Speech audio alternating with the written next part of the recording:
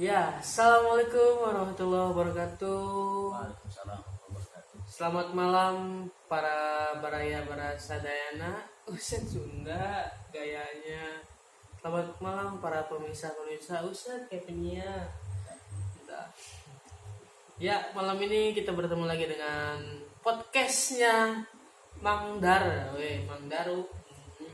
Kita kedatangan bintang tamu yaitu Cepin Arifin. Gimana sih?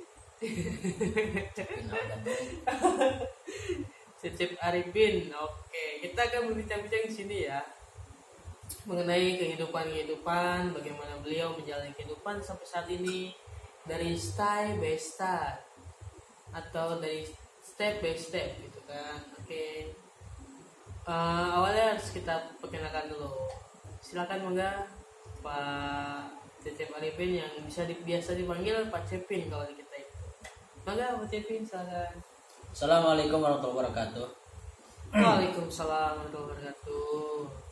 Nama saya Cecep Arifin, itu panggilan sekaligus nama yang diberikan oleh orang tua saya dadakan. Itu terjadi sekitar tahun 98 pasca reformasi. Ya, walaupun keluarga saya dan saya sendiri berada di pelosok di pantai utara sana. Sebelumnya nama saya itu menurut cerita orang tua saya itu namanya Suryana Slamet. Suryana Slamet. Suryana Slamet. Okay. Artinya Suryana itu surya, matahari. Slamet itu karena saya selamat dari kematian. Iya. Karena ada ceritanya itu kayaknya itu ya. Ya, kisah hidup saya dari lahir. Saya lahir itu juga tahunnya tanggal seberapa itu ditembak pas saya masuk SD. Jadi nggak tahu saya yang sebenarnya gitu, saya lahir tahun berapa, ibu saya pun lupa. Karena itu tadi keluarga saya keluarga banyak gitu kan. Saya anak kelima dari 12 bersaudara yang hidup, yang meninggal sekitar 5. Wah, subhanallah. Ya, saya menembak waktu masuk SD itu orang tua saya ngisi data saya lahir tanggal 21 Januari 1995. Tepatnya di Kerawang, padahal secara real saya lahir di Bekasi, tepatnya di kampung Cangkring, Desa Sukaasih, Kecamatan Sukatani, Kabupaten Bekasi. Ya. Nah, dikarenakan kehidupan keluarga saya dulu sangat luar biasa di bawah garis kemiskinan, sehingga saya waktu kecil itu mengalami sakit berat. Apa itu, Sakit sekujur tubuh saya luka. Wah, luka apa itu? Ya kayak borok kayak gitu. Kayak kudis ya namanya, kudis sekujur tubuh. Sehingga ibu saya yang begitu luar biasa, ya sangat luar biasa, kemana-mana selalu saya dibawa itu. Orang lain melihat saya jijik, sampai ditanya itu anaknya kenapa sakit. Ini banyak nanah saya dibawa kemana-mana. Karena dulu keluarga saya di garis kemiskinan, selalu dibawa oleh ayah saya, tidak menetap ya, nanti ditinggali saudara ini demi mempertahankan hidup. Itu karena orang tua saya berpendidikan rendah, jadi hanya kuli saja. Sampai detik ini orang tua saya masih buruh gitu, serabutan. Tapi yang tadi cerita tadi gitu ya, yang buruk itu, tapi ya alhamdulillah gitu ya, saya lihat sekarang itu kayaknya wajahnya Pak Cem itu bersih gitu kan, jauh dari kata buruk. Itu gimana itu prosesnya? Apakah ya sangat orang tua memperjuangkannya gitu kan ya sampai dengan saat ini? Jadi ya orang tua saya bilang gini, kamu itu waktu kecil kayak gitu banyak koreng sekujur tubuh, sehingga kemampuan tadi ditutupi karena saking sayangnya ibu saya, bapak saya gitu kan. Sehingga suatu waktu di fase dimana saya sangat lemah di situ, sehingga ibu saya aral, istilahnya ada kata aral, bebanting lah cara itu nama. Kamu ngomong ke saya, pada saat bayi itu ya. Pada saat entah itu kumat gitu kan, panas, kejam-kejam atau gimana. Kalau mau hidup, kalau mau mati aja. Artinya orang tua saya saking apa ya, ya ingin ada keajaiban di situ. Nah itu sampai berucap seperti itu ya karena mungkin lelah atau gimana ya, dalam hati memang nggak mau anaknya meninggal, tapi istilahnya minta pada Allah itu, ya Allah ini anak kalau emang harusnya hidup sembuhkan. Ya, itu meminta mukjizat dari yang maha kuasa itu. Itu saya kalau dengar kayak gitu langsung nangis, tapi ya saya berusaha kuat kalau sekarang. Nah suatu ketika setelah dari ucapan itu ada dulu itu tukang rongsokan itu bawa minyak tanah. Dulu itu minyak tanah keliling ada banyak. Iya, yang jualan keliling gerobak itu ya. Itu secara nalar itu rumah saya itu ada di pojokan Pak. Di pojokan, jadi nggak jarang orang yang lewat situ, pedagang itu, karena di gang buntu gitu kan. Ya entah itu kebetulan atau gimana, memang sekalian menawarkan produk mungkin ya. Tuker kita ngasih rongsokan, kita dapat apa gitu kan. Oh iya. Masih yang sekarang itu sekarang kan tukar rongsokan dapatnya perabotan misalkan piring, gelas ya. Kalau zaman dulu minyak sayur, minyak tanah. Jadi ceritanya itu datang nawarin produk itu, ada barang bekas enggak? Nah ada kardus. Nah ngelihat saya mungkin nangis wae. Jadi itu saya selama sakit nangis hampir, kata ibu saya sih hampir 24 jam gitu kan, selama berhari-hari. Cuman ya itu sampai ibu saya bilang kayak gitu, kalau emang mau sembuh, kalau yang mau meninggal ya nggak apa-apa, ibu udah pasrah gitu kan, udah rela. Sampai tahu tuh kenapa Bu anaknya, ditanya sama pedagang itu, sakit sekujur tubuhnya banyak ini. Udah Bu, nih diolesin minyak ini nih, ya sejenis minyak tanah. Olesin minyak ini, nanti kalau udah berangsur pulih kasih konsumsinya kangkung. Saat emang itu saya udah nggak terlalu balita gitu kan. Katanya suruh kayak gitu, kangkung katanya. Oh berarti dapat saran dari kangkung liar, bukan kangkung yang dibudidayakan deh, bukan. Iya. Kangkungnya itu dimasak dulu atau iya ya intinya supaya kemakan lah, pasti dimasak dulu kan ya. Entah itu syaratnya atau gimana saya nggak tahu. Ya alhamdulillahnya dari hari ke hari ada perubahan. Sambil diolesin minyak itu yang dikasih tuh sejenis minyak tanah gitu kan, khusus gitu, ada entah minyak apa itu di botol kan. Saya dibalurin lah istilahnya seluruh tubuh berangsur-angsur pulih. Sampai makan pun katanya banyak. Nah itu yang tadinya cuma tinggal kulit sama tulang itu berangsur-angsur gemuk Pak. Oh gitu ya. Iya, saya itu gemuk, sampai gemuknya istilah di kampung sana itu saya dipanggil kentung saking gemuk. Karena kan ada dulu itu ada film ya, yang film dan Pak Yo, kentung. Itu orang-orang zaman dulu kan kayak gitu, kalau melihat seorang ingin ini ya panggil nama itu. Iya, ciri khas lah ya. Itu dipanggil kentung, satu kampung itu manggil. Ya saya sih nggak apa-apa ya, singkat cerita saya udah gede, saya disunat. Waktu usia berapa tuh saya lupa, sama kakak saya bareng. Biasanya kalau keluarga saya itu sunat selalu dua gitu kan, kakak sama adik bareng. Pindah ke daerah Kerawang, ke pesisir itu sunatnya masih manual ya. Dulu itu dipanggilnya bengkong betul. Bengkong yang pakai golok atau apa itu? Ya saya lupa, katanya sih pakai gunting kan. Gunting, betul. Kalau golok nggak mungkin. Iya ya, Nabi Ibrahim pakai kampak. Bayangkan coba bisa kampak. Oke lanjut. Ya itu singkat cerita, saya udah mulai ngerti gitu kehidupan keadaan seperti itu. Sampai itu saya ingatnya dulu itu agak sejahtera tuh ketika diamanahi ngurus tambak oleh orang Korea. Orang Korea. Jadi dulu ada saudara saya yang kerja di PT gitu kan. Orang PT itu diajak ke sana main. Nah, dia pengen investasi. Sewa empang berapa hektar, bapak saya yang suruh ngurus. Alhamdulillah tuh mulai agak sejahtera tuh. Dapat. Itu orang Koreanya udah bisa berbahasa Indonesia lewat atau penerjemah. Orang PT-nya. Orang PT-nya ya. Ya, suatu waktu keluarga saya agak jaya gitu kan. Pendapatan ini orang Koreanya sangat baik gitu kan. Karena menguntungkan. Nah, suatu ketika saudara dari ibu saya itu nipu. Jadi bisnis kayak gitu kan, sampai orang Korea kecewanya sama orang itu yang nipu. Ke bapak saya masih percaya.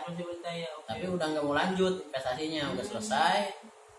Bapak saya dikasih pompa gitu kan, pompa sama uang dulu itu sekitar 5 juta itu besar. Oh iya iya. Nah pindahlah ke rumah yang sekarang Hmm, pada dekat sungai. dekat sungai ya. Iya, situ udah nggak ngelola tambak gitu kan. Hmm, Di situ udah apa aja lah serabutan sampai saya masuk SD itu tahun berapa, kalau lulus 2008 2002 ya masuk ya. ya 2002 saya masuk SD.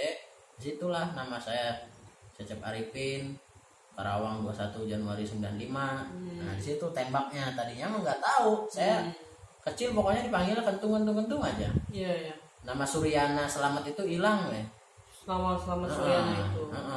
Tadinya kan Suryana waktu lahir, Heeh. kemudian sakit terus sembuh, kasih nama Selamat, tambahan Selamat.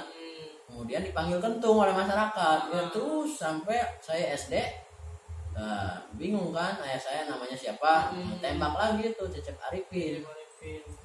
Alhamdulillah sampai sekarang namanya Cecep Arifin kan. Ya saya maknai Cecep itu kan, kalau orang Sunda kan manggil anak itu Sep, Kasep gitu kan, intinya sih Kasep gitu kan. Kasep, ya. Ujang lah panggilan sayang Cecep Iya. itu, Cep. Bahasa orang panggilan Sunda lah ya. Kalau Arifin kan kita tahu bijaksana gitu kan. Hmm. Mudah-mudahan itu jadi doa gitu buat saya, orang tua saya harus bijak gitu kan depannya.